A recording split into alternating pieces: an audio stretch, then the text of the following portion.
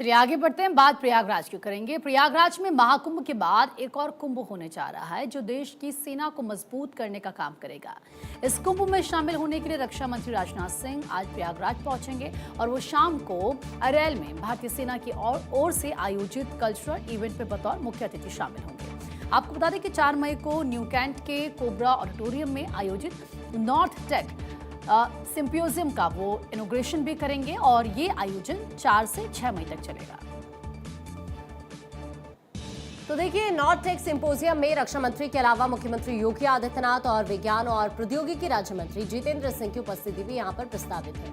ये कार्यक्रम new cantt स्थित कोबरा ऑडिटोरियम के पास आयोजित किया जा रहा है। आयोजन हर दिन सुबह 9 बजे से शाम 5 बजे तक चलने वाला है। इसमें सेना के वरिष्ठ अधिकारी, सरकारी अधिकारी, रक्षा विशेषज्ञ और उद्योग जगत से जुड़े हुए कई लोग शामिल होंगे।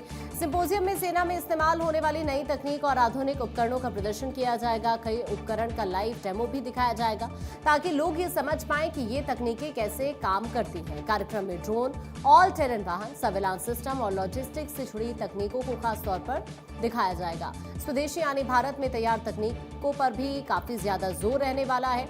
इस आयोजन का उद्देश्य रक्षा क्षेत्र से जुड़े उद्योग, स्टार्टअप, शिक्षण संस्थान और सेना को एक मंच पर लाना है। यहाँ रक्षा तकनीक और भविष्य की जरूरत को लेकर भी चर्चा की जाएगी। कार्यक्रम के दौरान रक्षा नवाचार, सैन्य निर्माण और नई तकनीक पर सेमिनार आयोजित किए जाएंगे। एक्सपर्ट्स बताएंगे कि भारत रक्षा क्षेत्र में आत्मनिर्भर बनने की दिशा में कैसे आगे बढ़ रहा है। इधर रक्षा मंत्री राजनाथ सिंह के आगमन के मद्देनजर अरैल घाट पर कड़ा सुरक्षा पहरा लगाया गया है। यहाँ पुलिस के साथ ही मिलिट्री पुलिस के जवान भी तैनात किए गए हैं। पुलिस की तरफ से सुरक्षा के मद्देनजर अरैल घाट को नो फ्लाइंग जोन घोषित किया गया है। ये प्रतिबंध 2 मई की शाम 5 बजे से शुरू हो गया और आज रात 12 बजे तक यहाँ पर लागू है। इस दौरान अगर कोई ड्रोन उड़ाता हुआ नजर आया तो उसके खिलाफ कार्रवाई होगी। और कार्यक्रम को लेकर किस तरह की तैयारी है ये भी हम जानने की कोशिश करेंगे, लेकिन उससे पहले आपको ये बता दें कि आज जब यहाँ पर रक्षा मंत्री राजनाथ सिंह पहुंचेंगे तो यहाँ ये कार्यक्रम आत्मनिर्भर भारत के लिहाज से, खासतौर पर रक्षा क्षेत्र की अगर हम बात करें तो इस लिहाज से काफी ज्यादा इंपॉर्टेंट रहने वाला है। देखिए, यहाँ पर कई सेमिनार आयोजित किए जा रहे हैं। रक्षा नवाचार, सैन्य निर्माण और नई तकनीक पर सेमिनार आयोजित यहाँ पर किए जाएंगे।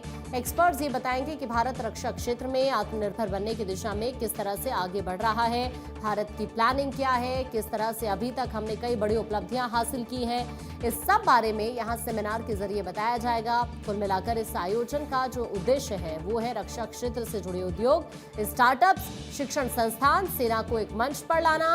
यहाँ पर रक्षा तकनीक और भविष्य की जरूरत को लेकर भी चर्चा होनी है। और साथ ही रक्षा मंत्री राजनाथ सिंह के आगमन की बात करते हैं तो उनके आगमन को लेकर यहाँ कड़ा सुरक्षा पहरा लगाया गया है। अरैल घाट पर खास तौर पर पुलिस के साथ ही मिलिट्री पुलिस के जवान यहाँ पर तैनात किए गए हैं और अब इस पूरे एरिया को नो फ्लाइंग जोन घोषित किया गया है 2 मई की शाम 5 बजे से, जो कि शुरू हो चुका है और आज रात 12 बजे तक यहाँ पर ये पूरा एरिया नो फ्लाइंग जोन रहने वाला है। अगर कोई भी ड्रोन उड़ाता हुआ यहाँ पर नजर आता है तो उसके खिलाफ कार्रवाई की जाएगी। नीलेश इस वक्त हमारे सहयोगी हमारे साथ जुड़ रहे हैं। नीलेश, आज का दिन कितना इंपॉर्टेंट रक्षा क्षेत्र के लिहाज से समझने की अगर कोशिश करें और साथ ही रक्षा मंत्री का आगमन आज हो रहा है प्रयागराज में, किस तरह की तैयारी है वहां पर?